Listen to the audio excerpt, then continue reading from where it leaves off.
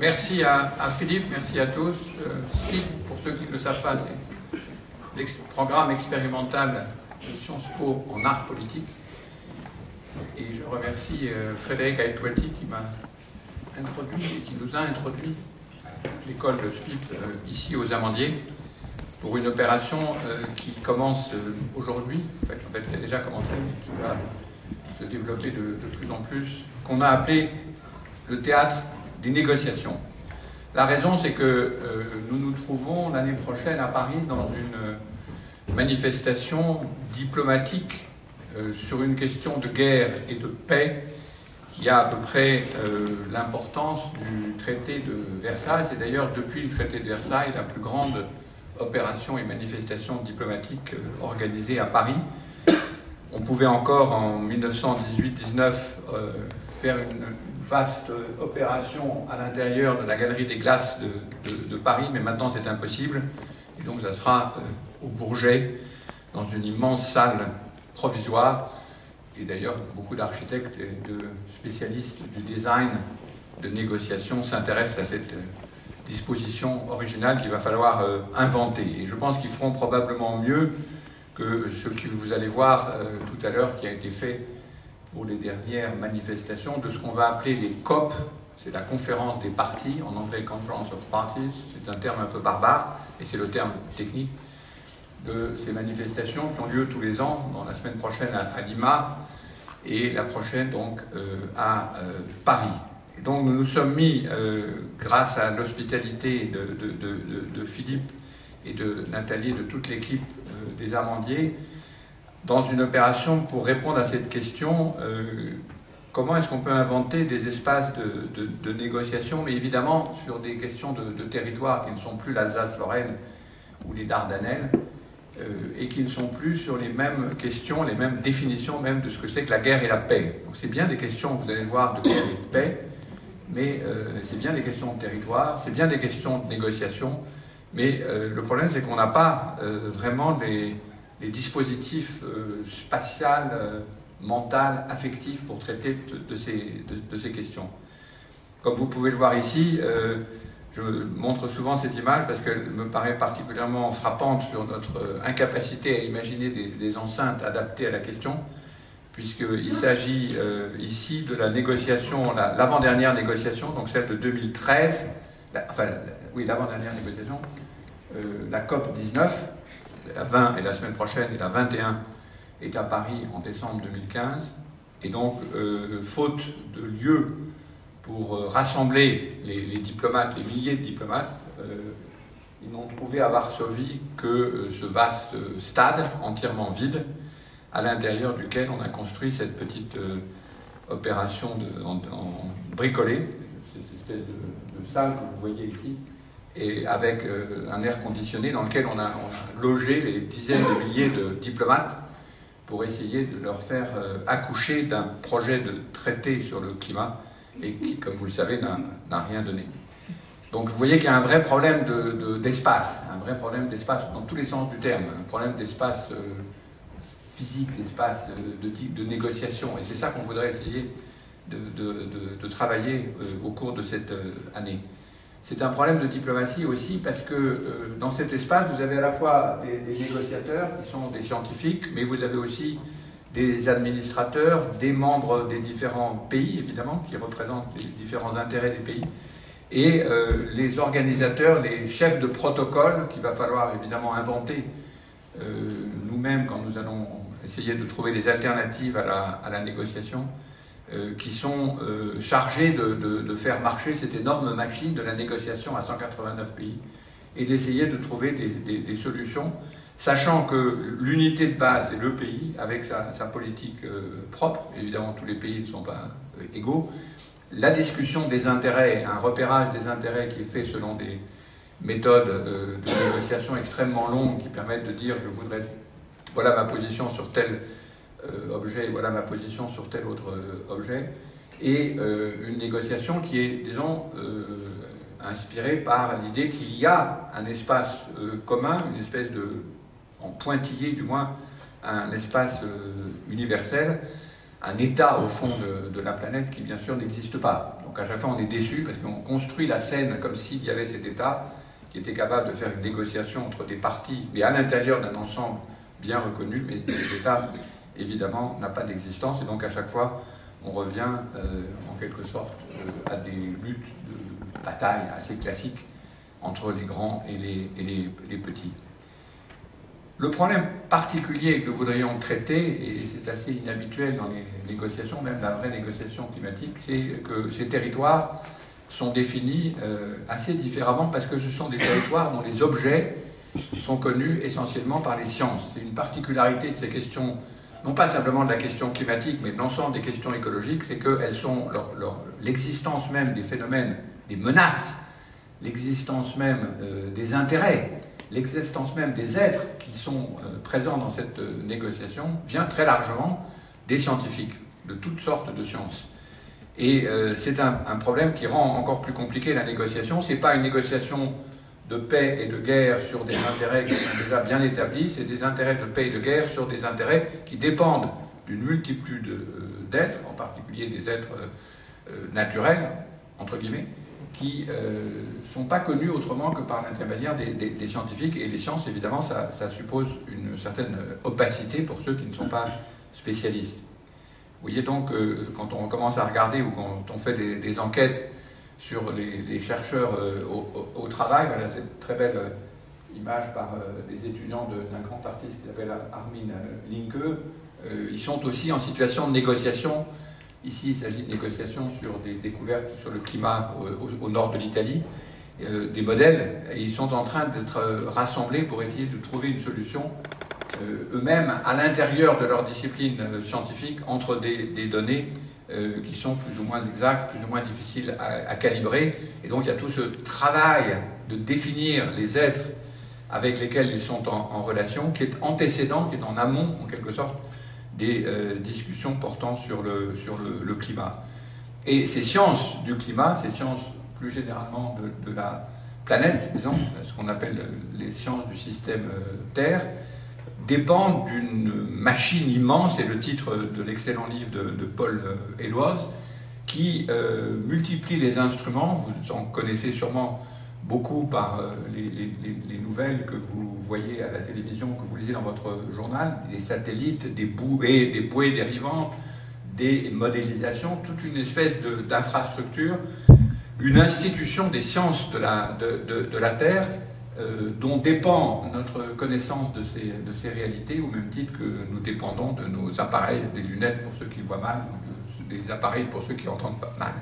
C'est cette instrumentation qui est une espèce d'esthétique au sens originel du terme, c'est-à-dire qui nous rend sensibles à l'existence des êtres avec lesquels nous devons composer, et qui est une énorme machine, assez peu connue du grand public, et qui interdit de de prendre position très rapidement sur tel ou tel phénomène, parce que toute cette connaissance est médiée par cette immense machinerie, cette vaste machine, comme dit notre ami. Ce qui est intéressant, et qu'il faut bien prendre en compte, c'est que ces sciences sont des sciences modestes. Ce sont des sciences parfois bien équipées en instruments de navigation, en satellite, mais ça repose sur des disciplines scientifiques qui sont très anciennes, qui sont, disons, ce qu'on appelait encore au début du XVIIIe siècle la philosophie naturelle, c'est-à-dire des naturalistes qui sont insérés dans des tas de situations, qui,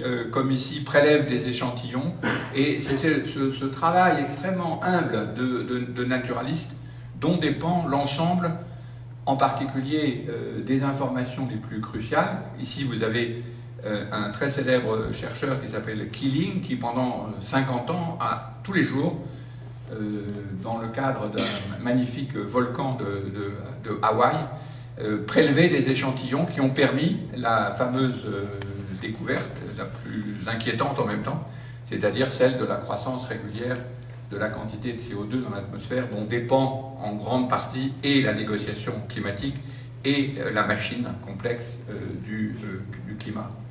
Donc c'est ces équipements qui sont des équipements assez comparables au fond à ce qui vous arrive quand vous allez dans un hôpital et qu'on vous équipe de tas d'instruments pour mesurer votre pouls, pour mesurer votre tension, etc. C'est-à-dire des instruments de suivi qui permettent en quelque sorte de vous rendre sensible en temps réel à l'agitation plus ou moins grande de cette planète qu'on prenait avant pour un cadre assez stable. Mais ce ne sont pas des grandes sciences, ce ne sont pas des sciences qui permettent de faire des points foudroyants et des certitudes absolues, c'est plutôt une espèce de multiplicité extraordinairement complexe, très instrumentée, avec beaucoup d'institutions très lourdes, dont la visibilité par le public est assez compliquée à montrer. C'est-à-dire que ce ne sont pas comme les autres sciences, c'est pas comme la physique quantique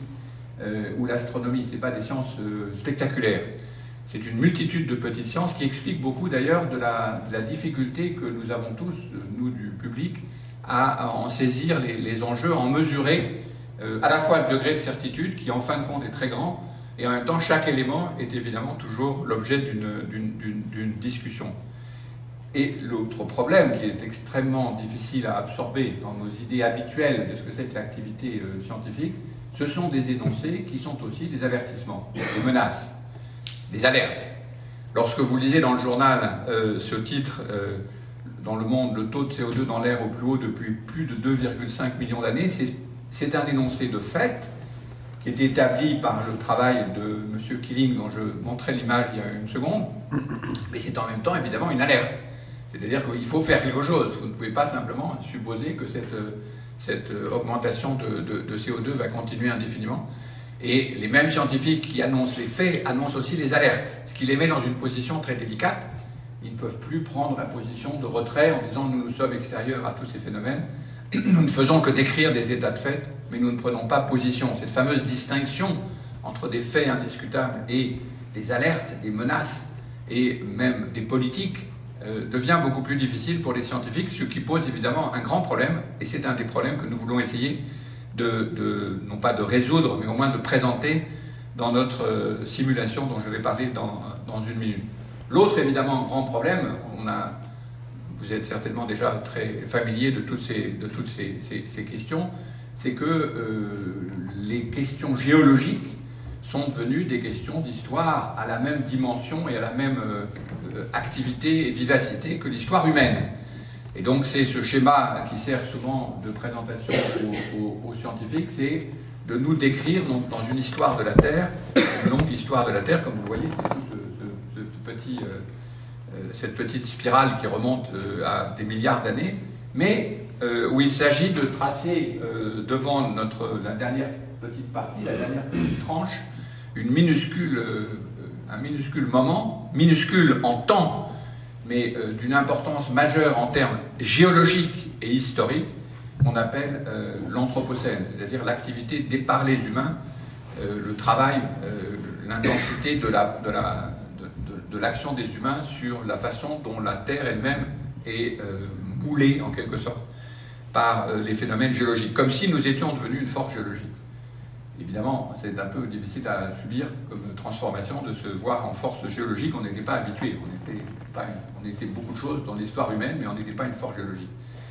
Ce qui perturbe aussi évidemment les scientifiques. Nous avons fait avec les élèves qui sont ici de SPIP 3 jours à Toulouse sur cette question, avec les scientifiques responsables de cet argument et de ce nom de l'Anthropocène.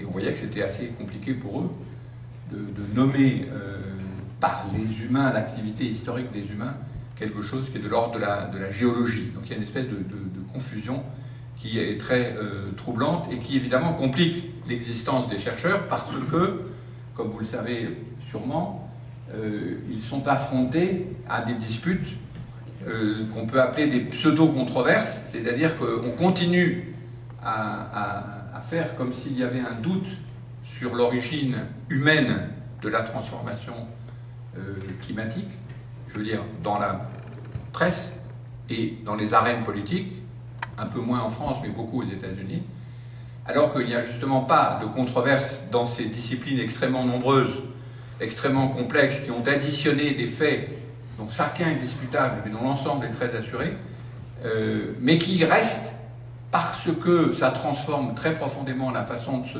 considéré dans l'histoire et dans le temps comme un sujet de controverse. Donc, si vous regardez les dernières élections aux États-Unis, le Parti républicain, les leaders du Parti républicain continuent à dire c'est une controverse scientifique, on ne sait pas, c'est pas prouvé, peut-être même c'est une fraude scientifique, etc. Et donc le paradoxe, c'est qu'on a ce qu'on pourrait dire en anglais un abîme entre un consensus scientifique à 97% et toujours dans l'opinion publique, en tout cas aux États-Unis, une dispute, l'idée du moins qu'il y a une dispute que le public considère que c'est un sujet pas assuré. Ce qui est assez amusant parce que d'habitude l'autorité scientifique n'est pas vraiment discutée, qu'il s'agisse d'Ebola ou qu'il s'agisse de vaccination ou qu'il s'agisse de votre... Si vous allez chez votre médecin et qu'on vous dit que vous avez un cancer, vous n'allez pas immédiatement penser que c'est une blague que le cancérologue est en train de vous raconter. Vous avez plutôt tendance à prendre ça assez au sérieux et s'il y a une marge d'incertitude, vous allez plutôt être du côté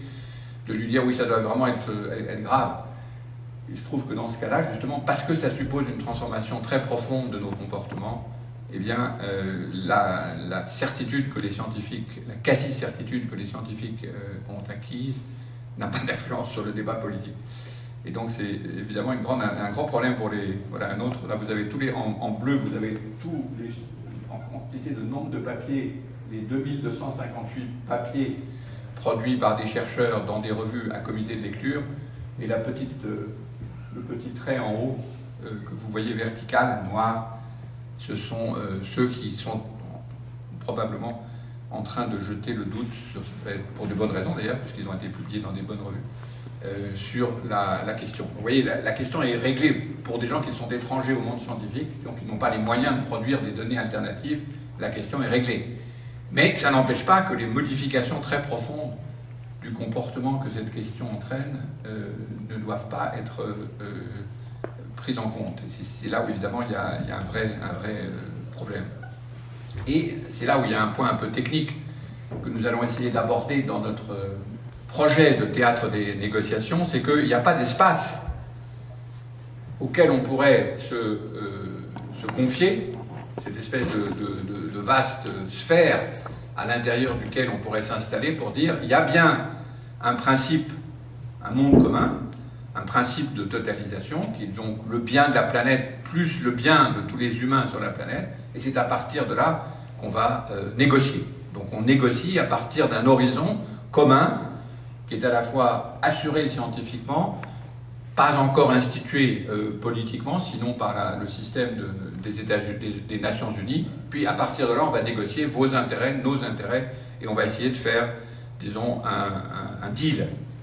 Malheureusement, cette totalisation est complètement impossible. Beaucoup d'artistes s'intéressent à représenter cette impossible totalisation. Dans l'exposition de Toulouse, qui s'appelle « Monument à l'Anthropocène », il y a plusieurs essais, celui-là n'en fait pas partie, mais vous voyez là l'espèce d'impossible situation dans laquelle on aurait à la fois un phénomène naturel, ici l'éruption d'un volcan, et autour une espèce de stade qui est aussi une assemblée politique, où les humains pourraient en quelque sorte adjuger leurs intérêts, est-ce qu'on reste devant ce volcan ou pas, à l'intérieur d'une enceinte qui serait elle-même close, qui ressemblerait aux assemblées politiques, et qu'on pourrait appeler, je ne sais pas, un parlement des volcans ou un parlement de la géologie. Ça, c'est pas possible, ça n'existe pas, il n'y a pas d'enceinte de ce type.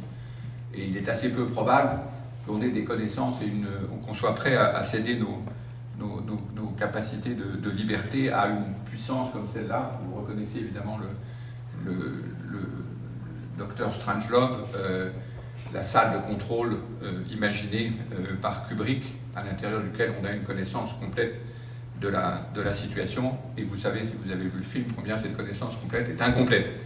Ce qui est intéressant d'ailleurs, c'est que les sciences du climat sont elles-mêmes sorties très largement de l'analyse de la stratégie de la destruction nucléaire. Donc il y a un rapport entre les deux scènes imaginées par Kubrick. Le problème, c'est qu'il on ne peut pas entourer la planète avec un espace politique.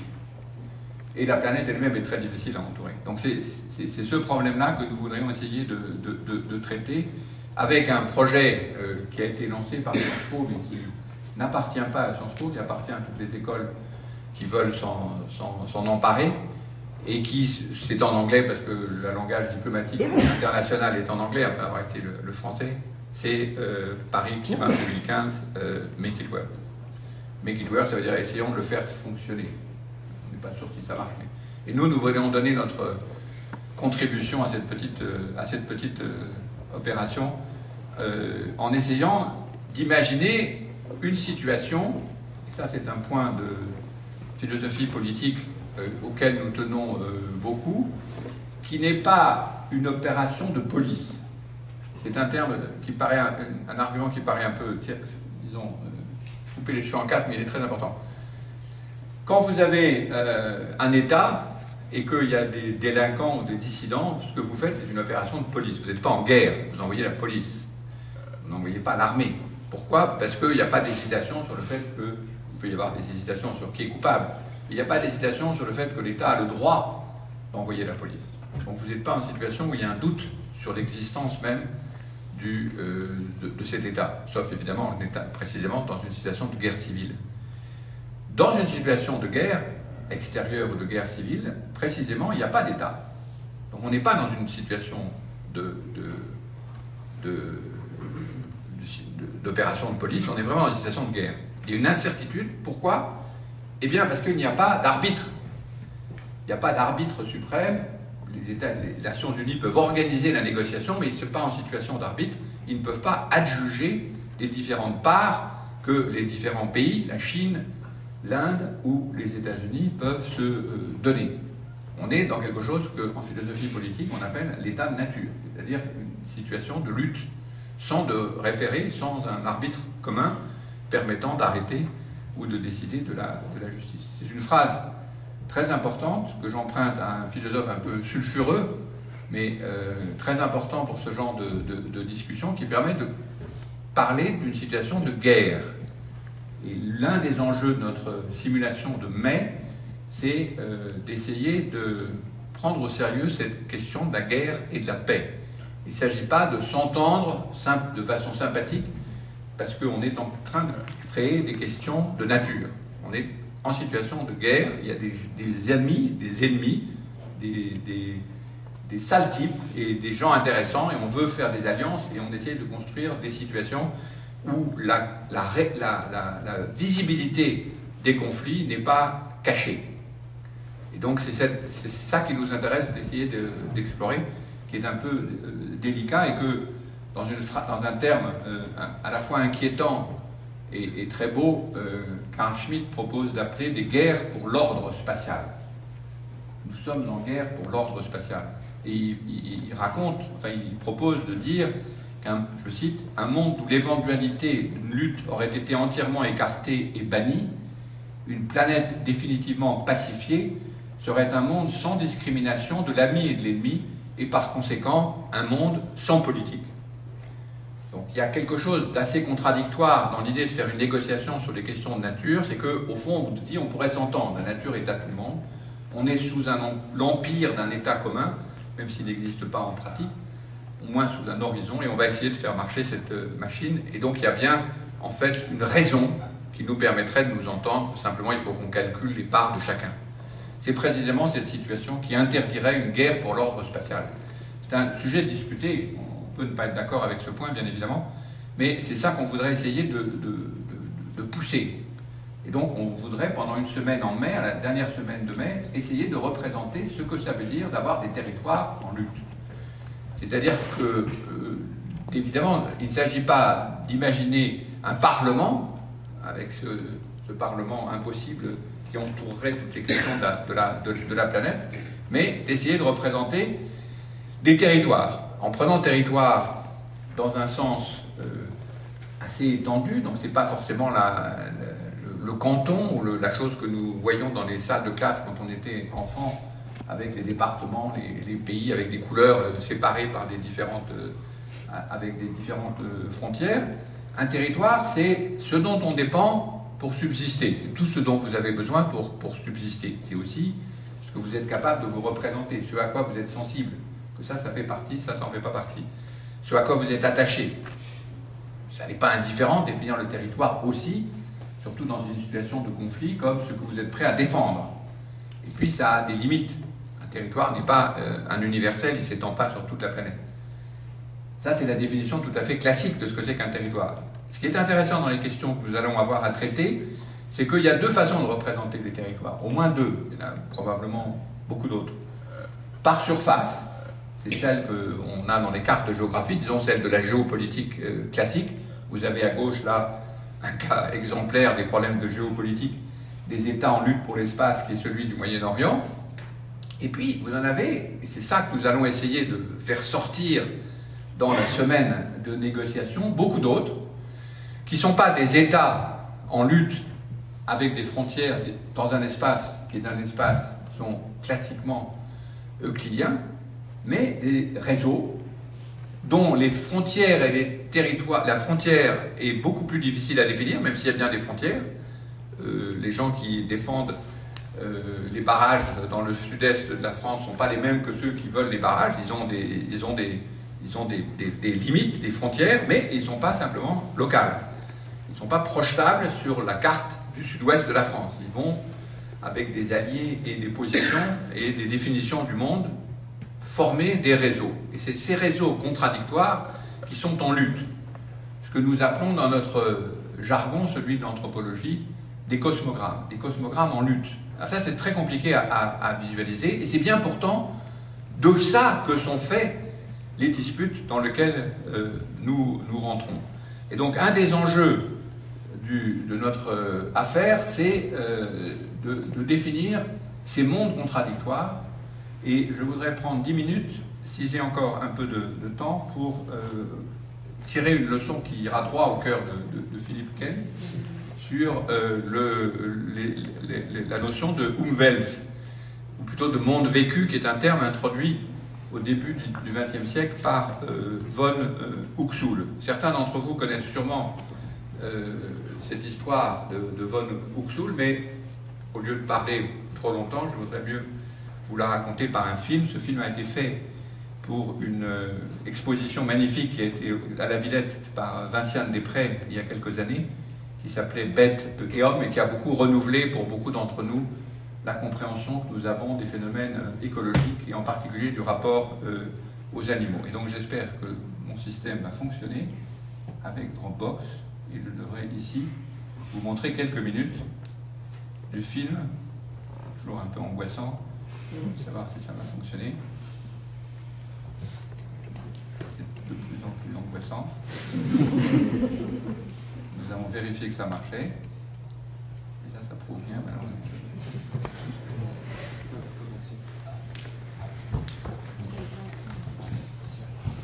si je ne marche pas, je le laisserai tomber. Pardon? Non, mais il est échappé grâce à Benoît, il m'a expliqué que... Voilà.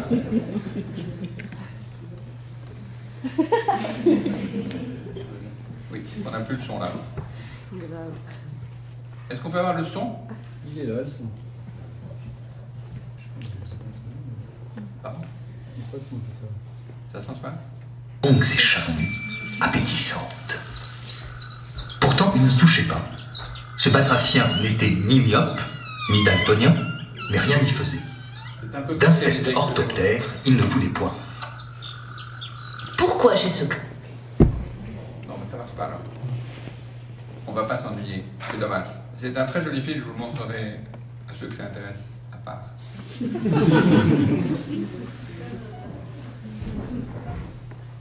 L'astuce vous connaissez probablement, heureusement pas le film, mais vous connaissez sûrement l'histoire de la tique.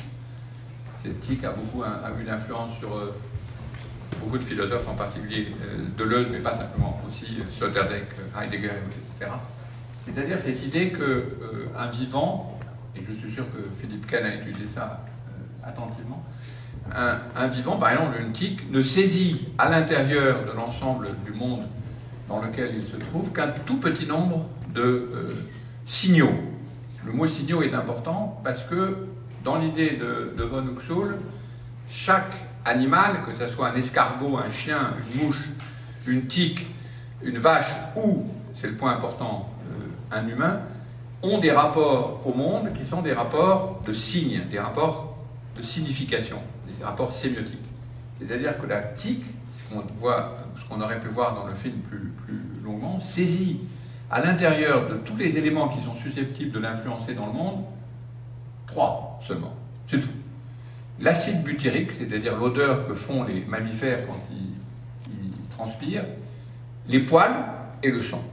Elle ne s'adresse absolument à rien d'autre. Mais elle peut rester 18 ans accrochée devant au bout d'une petite feuille ou d'une herbe, et dès que vous passez devant, que vous soyez un chien, un chat, une vache ou un homme ou un enfant, paf, elle se saisit, elle en sent l'odeur butyrique, elle se met en activité et elle se plonge dans votre...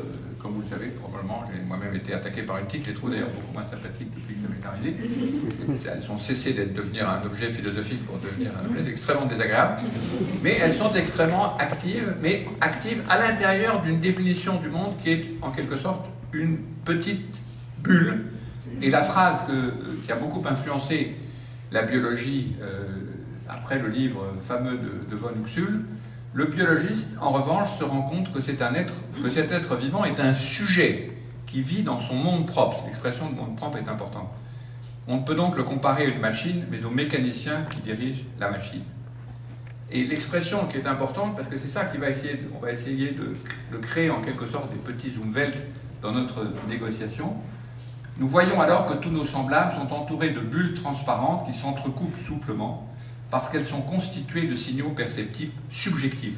Subjectif, ça ne veut pas du tout dire que c'est imaginaire ou affectif.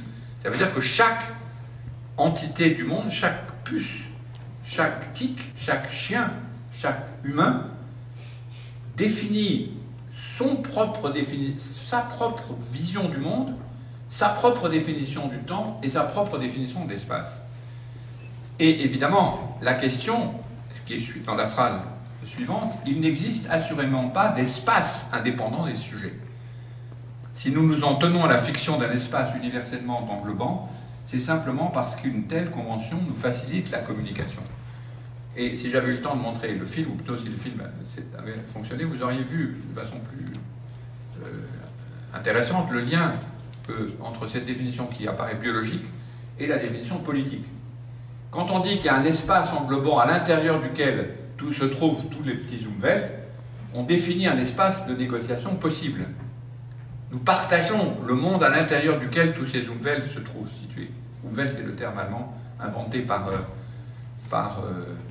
von Uxküll et qui est devenu le terme allemand pour environnement. Donc, c'est ça la difficulté. Quand on imagine une négociation sur les questions de nature, on imagine un espace commun. Cet espace est universel et à l'intérieur duquel on trouve les différents intérêts particuliers. Le problème que nous voulons résoudre, c'est qu'on ne peut pas faire la même chose dans le cadre d'une négociation entre des mondes, entre des façons différentes de concevoir des territoires, entre des territoires qui sont en lutte les uns avec les autres. Et il n'existe pas de cadre pour ça. C'est ce cadre-là que nous voudrions essayer d'imaginer dans le théâtre des négociations. Alors pourquoi faire un théâtre des négociations? Ben, c'est assez simple. C'est qu'il n'y a qu'au théâtre qu'on peut essayer de faire bouger le rapport classique entre des acteurs en particulier humains, mais pas forcément dans les théâtres qui vont se développer ici aux Amandiers. Il n'y a pas du tout que des humains sur scène. D'ailleurs, il n'y a jamais eu que des humains sur scène. Il y a toujours eu des tas d'autres acteurs, des dieux, des personnages fictifs, des monstres, et toute une série, une espèce de zoo des personnages. Ça a toujours été le cas du théâtre. Ici, il s'agit d'une pièce du collectif où on fait partie à la fois Frédéric Aïtouati et moi-même, Gaillac au World Circus. On avait joué sur la distinction entre disons, le cadre du théâtre qui lui-même bougeait et les acteurs qui jouaient sur scène. Le gros avantage du théâtre, c'est qu'il permet pour approcher de cette question des mondes vécus, il permet de rejouer le cadre spatial et temporel. C'est-à-dire qu'on peut travailler le fait qu'on n'est pas dans le même cadre spatial et temporel. On n'est pas dans ce cadre universel à l'intérieur duquel des États pourraient simplement dire ben moi je veux ça, toi tu prends ça, et on est déjà dans un monde en quelque sorte commun. Deuxième avantage du théâtre, et ça je crois que tout le monde est bien d'accord, et nous avons tous une longue expérience de ça, c'est que ça fait parler des êtres qui ne parlent pas. Les êtres fictifs sont au théâtre, ils sont totalement muets. la capacité du théâtre à faire parler les êtres muets, c'est évidemment sa grande fonction. Il permet d'explorer des tas d'autres résolutions, c'est ce qu'on appelle souvent les scénarios ou les scripts, ou le fait qu'il se passe quelque chose au théâtre, c'est surtout la résolution et des scénarios alternatifs. Donc ça, c'est le gros avantage du théâtre. On peut simuler, le terme de simulation n'est pas faux après tout, au théâtre, on peut simuler des façons de clore des événements ou de l'ouvrir des événements qu'on ne pourrait évidemment pas faire dans la situation normale. Et le théâtre a, comme tous les avantages du spectacle vivant, un public qui est lui-même en capacité d'être l'assemblée représentative des parties prenantes de la question qui est posée sur scène. C'est l'avantage du spectacle vivant. Et on permet, et c'est ça qui nous intéresse beaucoup avec le public que nous ferons venir dans la simulation, de simuler des appartenances complètement différentes. Vous croyez que vous venez avec une identité, que vous êtes plutôt contre le gaz de schiste ou pour le gaz de schiste ou pour un barrage de façon à irriguer dans le sud-ouest et plutôt contre, je ne sais pas moi, le fait de développer le thon rouge en Méditerranée ou de manger du sushi ou des choses comme ça, et vous ne savez pas quelles sont vos appartenances après avoir été concassés par l'intervention du théâtre. Et c'est ça qui est intéressant, c'est de simuler d'autres appartenances qui ne sont pas forcément durables, mais qui modifient considérablement ce que c'est que d'avoir des intérêts et une identité. Et donc ce qu'on voudrait faire dans ce théâtre des négociations, c'est de croiser des inventions scénographiques, finalement. Des inventions scénographiques de gens très différents. Les scientifiques sont de grands inventeurs de situations scénographiques. Ils ont, après tout, c'est le premier point que je faisais, multiplié les outils, les instruments, les dispositifs, les institutions pour représenter d'une façon absolument stupéfiante les phénomènes auxquels nous sommes affrontés. En particulier, c'est le climat qui, il y a 30 ans, était absolument impossible de modéliser ou de représenter le climat. Je vais le montrer dans une minute. Les modèles sont de puissants instigateurs de scénographie. Les autres scénographes, ce sont les administrateurs qui n'ont pas toujours le goût parfait, comme je l'ai montré avec l'image du dernier, la COP 19 à Varsovie, mais ils en connaissent un rayon, qu'ils soient juristes, politistes, hommes politiques ou fonctionnaires, pour multiplier des scènes où des gens viennent négocier d'intérêts contradictoires. Après tout, toute la vie politique normale, toute l'administration porte sur ce genre d'invention scénographique qu'il va falloir essayer de trier et de renouveler. Mais c'est évidemment aussi le cas des activistes. Après tout, une démonstration, l'invention d'un protocole permettant de parler autrement d'un enjeu de société ou d'un enjeu de dispute écologique, pensez à Greenpeace, c'est une formidable invention de scénographie permettant de représenter dans des enceintes disputées des phénomènes controversés. C'est après tout la définition même de ce que c'est qu'un activiste, de rendre sensibles des problèmes qui n'auraient pas été visibles sans ça.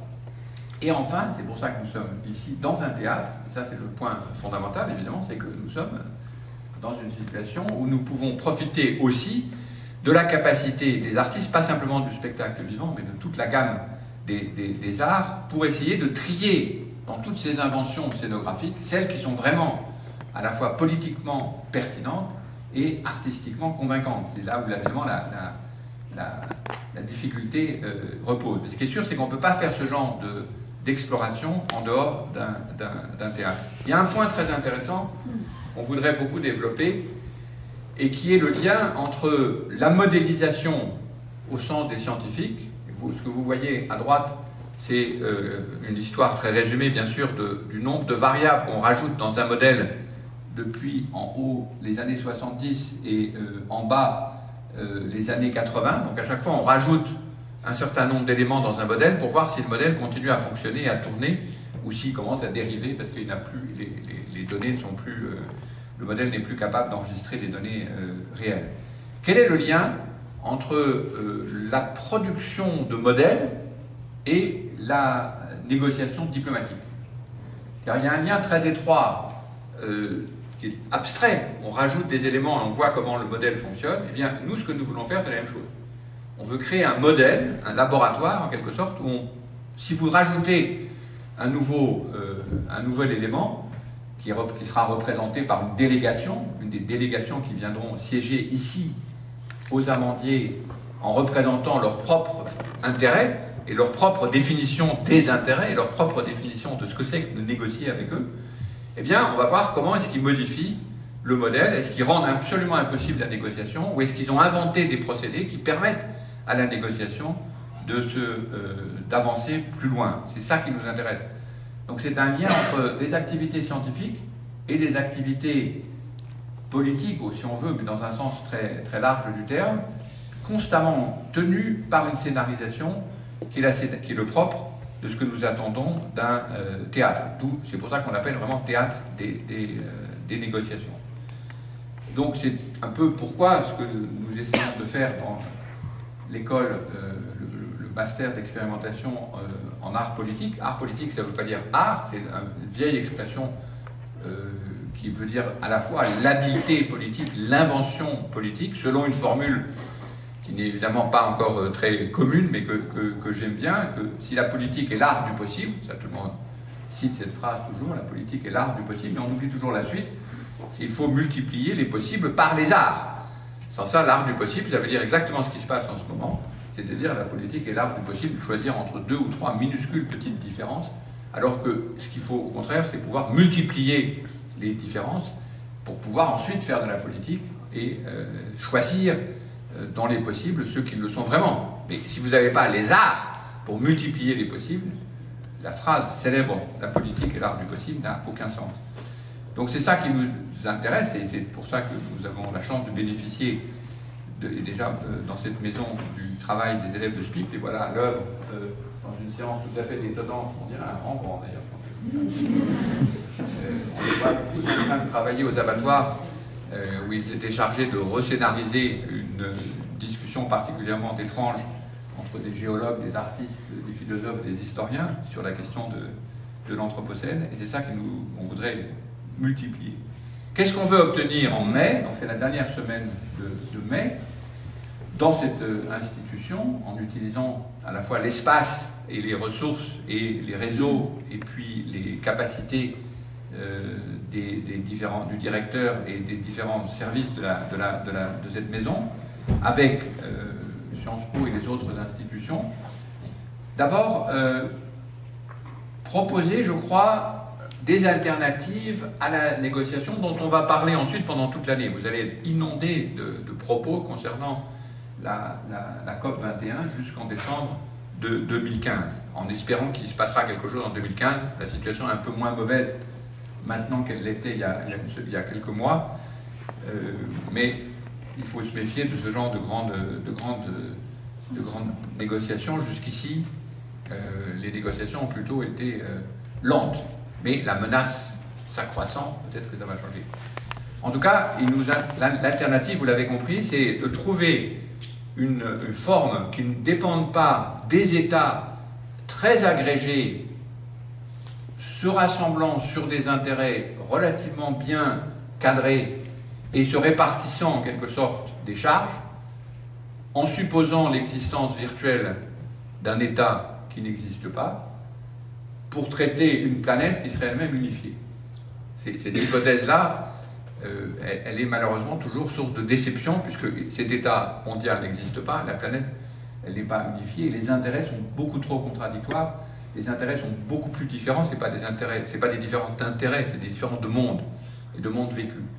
Donc c'est proposer des alternatives au type de négociation onusien, disons. Et proposer à la fin, donc c'est un peu le délivrable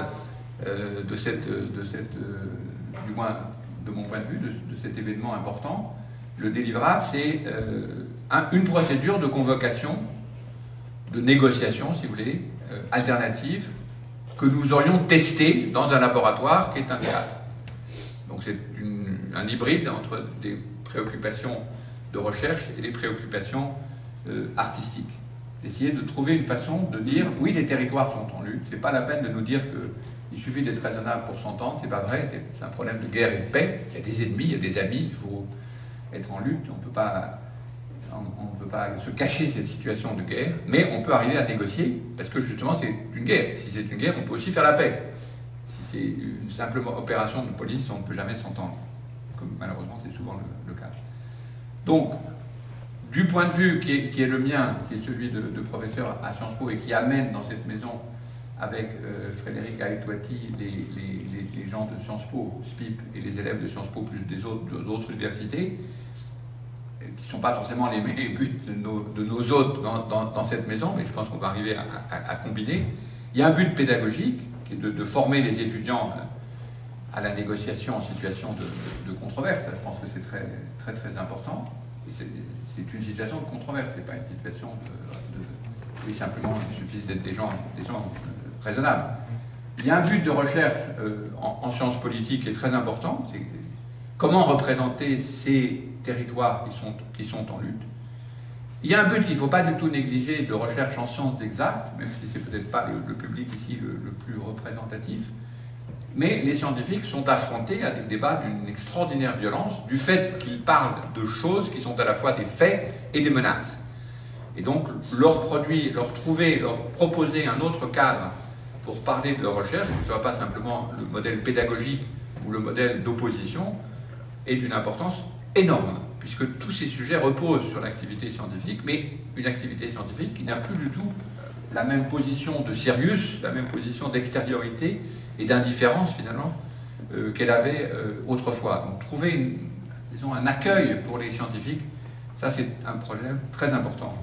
Et évidemment, le but artistique est exactement au même niveau que les autres, c'est-à-dire trouver, puisqu'il s'agit de mondes communs, de mondes vécus, de mondes qui doivent être sensibles, des mondes qui ont un enracinement, une profondeur, et qui sont en contradiction à cause de ça, il faut trouver la façon de lier ces écosystèmes, qui sont à la fois des écosystèmes et des territoires en lutte, d'une façon qui soit politiquement et scientifiquement pertinente. Je crois que c'est un peu le but que nous essayons, en tout cas de mon point de vue, du point de vue de Sciences Po, d'imaginer. Voilà ce que nous allons essayer de faire. Nous sommes dans une situation où la menace, si vous avez vu le film de Lars von Trier, Mélancolia, est bien visualisée par ce petit appareil assez simple qui permet de voir si la planète qui vient détruire la planète Terre grandit ou pas dans le petit viseur de fer, ce petit cercle de fer qui a été imaginé par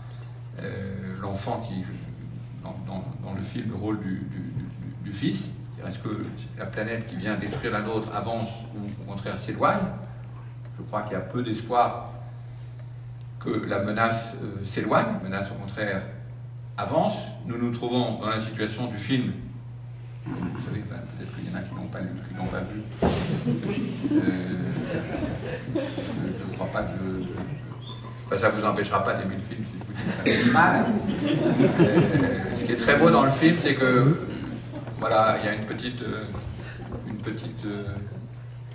lutte de branchage pour essayer de tenir et de se rassurer au moment où la grande planète vient détruire la petite. Mais nous avons mieux qu'une petite hutte de branchage, nous avons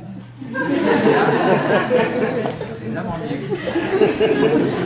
Et donc, le théâtre des amandiers va nous permettre de créer des espaces, et ces espaces vont nous permettre de retrouver finalement de la politique, des espaces politiques.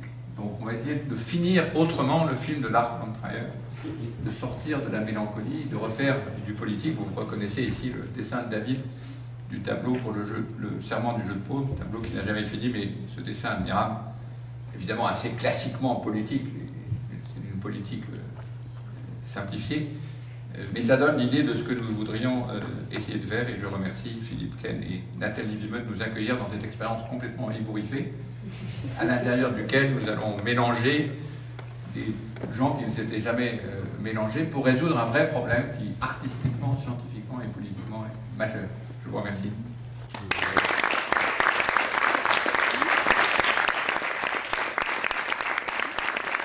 En fait, c'est par rapport à l'idée de passer de la guerre à la paix.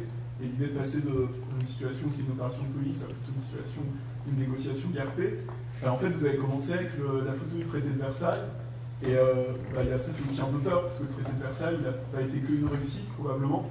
Et comment on fait pour penser, même si c'est effectivement un mieux que vous proposez, comment on fait pour penser que ce mieux va aussi être un bien, dans le sens que peut-être le traité de Versailles, on a du mal à le voir aujourd'hui comme un bien. Vous avez raison. Vous avez raison, c'était en fait un très mauvais début de traité de Versailles. Surtout que c'est évidemment l'exemple que Schmitt lui-même utilise pour expliquer pourquoi on a cessé de faire de la politique. Il devait y avoir une raison subliminale dans mon choix catastrophique, merci de me le signaler. C'est justement le cas que Schmitt utilise pour expliquer pourquoi on a traité au cours de Versailles, on n'est jamais arrivé à faire une vraie négociation de paix, justement, puisqu'on a considéré que les Allemands étaient simplement des criminels et non pas simplement des gens qui avaient perdu. Donc vous avez parfaitement raison, ça n'a aucun sens d'avoir le traité de Versailles au début de cet exposé. Il faut faire, au contraire, je ne sais pas d'ailleurs, justement, je cherchais des exemples sans en trouver. On avait fait il y a quelques années une exposition entière sur cette question des assemblées politiques alternatives, mais évidemment c'est un très mauvais cas. Est-ce que c'est juste le cadre qui peut permettre de faire une négociation? Parce qu'il y a peut-être j'ai pas compris, mais il y a la question des rapports de force, un peu comme au traité de Versailles.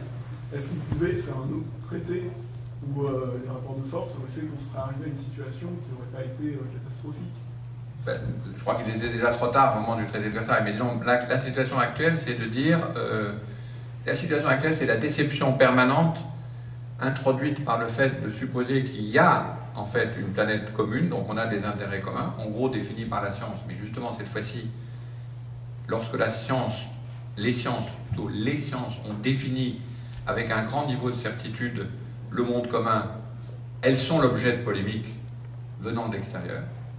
Donc on a perdu les deux sources d'unification, celle d'un État mondial, ça on n'a jamais vraiment cru, mais enfin disons il y avait le cadre des Nations Unies qui permettait de le définir, et il y avait l'état de la nature connu par les sciences.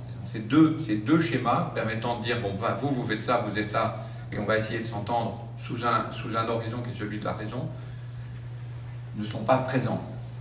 D'où la déception permanente en s'apercevant que les rapports de force sont justement beaucoup plus forts que tous ces cas. Donc ce qu'il faut essayer d'inventer, et c'est évidemment pas simple, mais c'est un peu ce qu'on voudrait faire, c'est de recomposer la négociation, non pas des États les uns à côté des autres, mais des issues, des réseaux, des territoires en lutte. L'expression est peut-être meilleure, donc c'est des territoires, mais ce n'est pas des États. Et on ne va pas obtenir la négociation en disant vous êtes irrationnel et vous êtes rationnel. On appartient, on l'a vu de façon tout à fait tragique au moment de la mort de ce pauvre garçon, Rémi Fraisse, au cours du débat, de la démonstration et de la lutte sur le barrage de Sivins, c'est que c'est pas la peine d'essayer de répartir les parties prenantes en rationnelles et irrationnelles.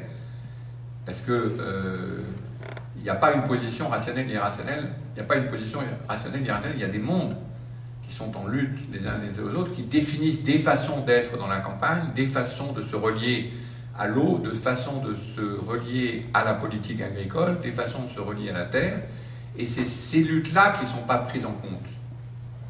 Et c'est celles-là qu'on voudrait essayer de montrer. Donc la différence avec les négociations classiques, c'est que, et là le lien avec Versailles est un peu catastrophique, je reconnais, c'est est-ce qu'on peut enfin se réunir sur toutes ces questions sans considérer l'adversaire comme un irrationnel? Simplement c'est un ennemi. C'est là où on retrouve l'argument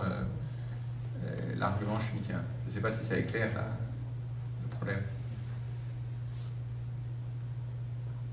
C'est d'essayer de trouver. Donc ce qu'on va proposer pratiquement, et les élèves de Sciences Po qui sont ici auront la tâche difficile de choisir des projets de délégation. C'est des projets de délégation qui viendront disant nous avons inventé notre telle procédure, nous voulons représenter un type d'être qui est mal représenté dans les négociations.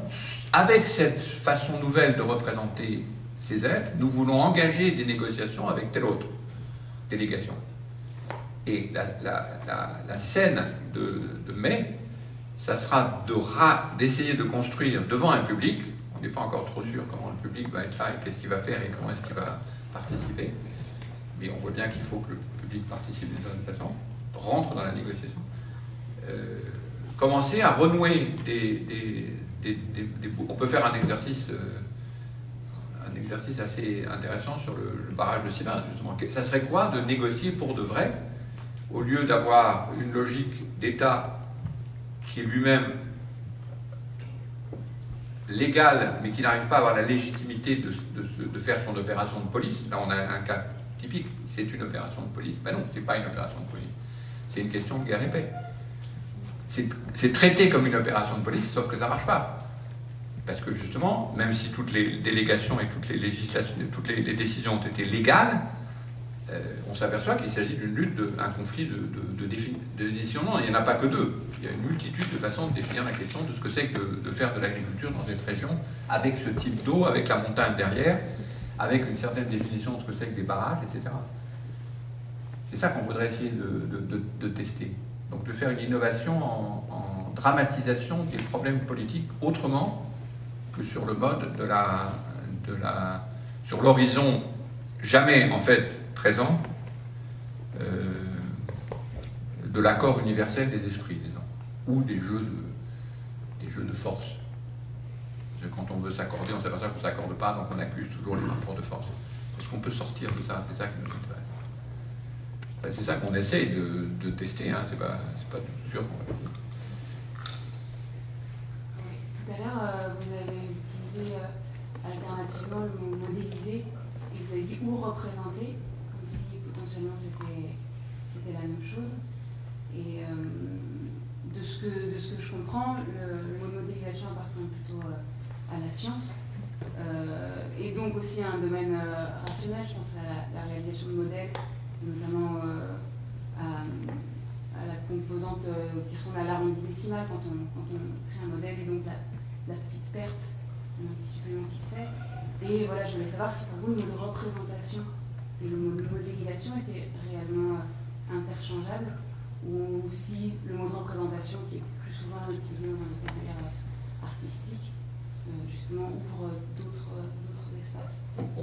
Représentation est vraiment à trois sens ici. C'est représentation politique classique, c'est-à-dire qui va être les parties prenantes qui s'assemblent quand on fait une délégation sur un sujet.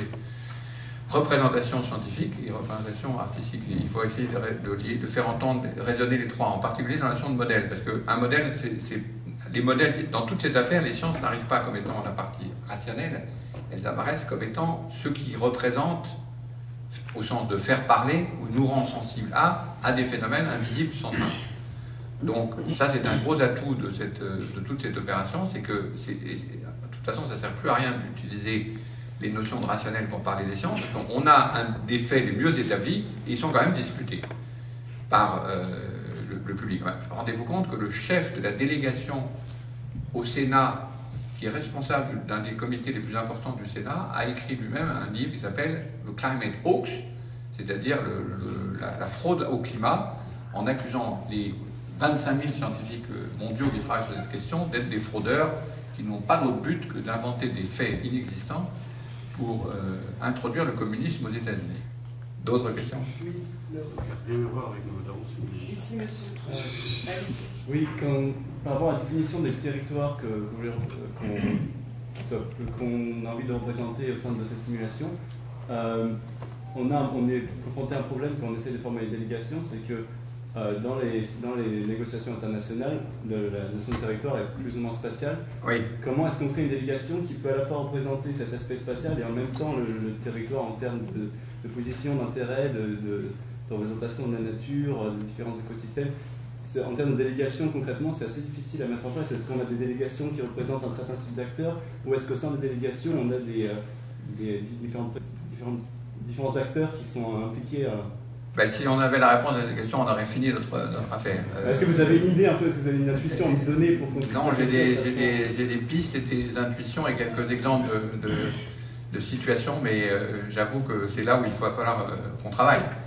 Parce que, évidemment, l'avantage de la délégation par territoire, justement, qui repose sur l'État, c'est que la notion de territoire, il y a une histoire de la notion de territoire qui est très intéressante, qui dépend très largement, évidemment, de l'existence des États, qui ont découpé à l'intérieur des entrecroisements, des réseaux de pratiques commerciales, spirituelles, associatives, etc., des ensembles, en disant ça c'est le territoire et ça c'est l'autre, avec des frontières.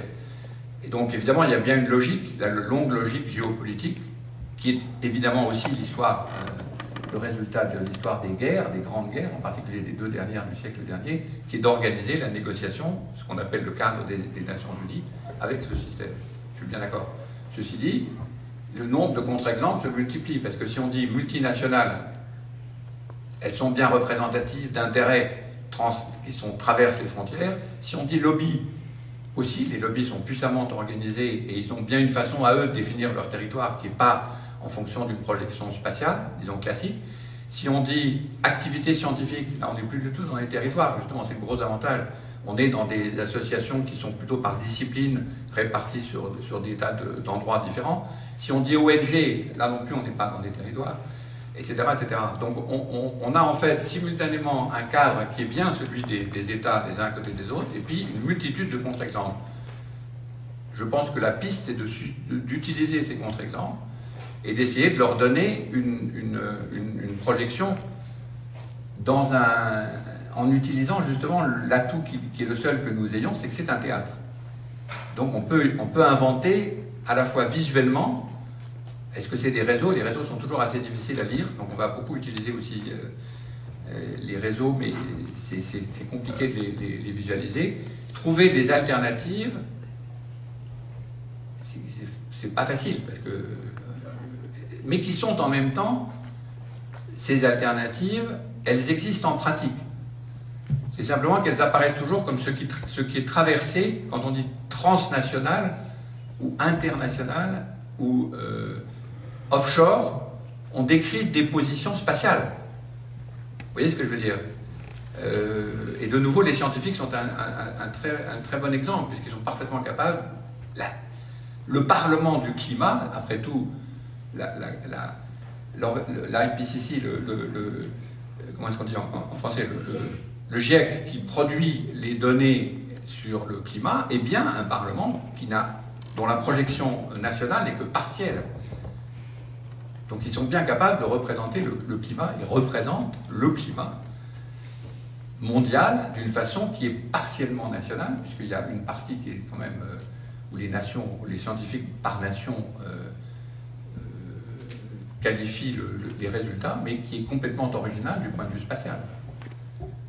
Et donc je suppose que si on faisait la carte des territoires en lutte, qui sont ceux des grandes multinationales du pétrole, on trouverait aussi une autre façon de définir des territoires. Il faut faire une invention géopolitique, là, et une invention de cartographie, de façon à projeter sur des espaces différents. Et ça, on ne peut que le jouer. C'est pour ça qu'on peut le faire qu'au théâtre, à mon avis. Mais si on a d'autres des idées là-dessus, ça c'est vraiment le point où vous soulevez le point le plus difficile. Qu'est-ce que c'est qu'une délégation? Comment elle se représente? Et donc, les 40 délégations sont choisies parce qu'elles ont inventé une réponse à votre question. Chaque fois qu'on a une réponse à cette question, on les prend. Parce qu'ils ont trouvé un moyen de scénariser la réponse à votre question.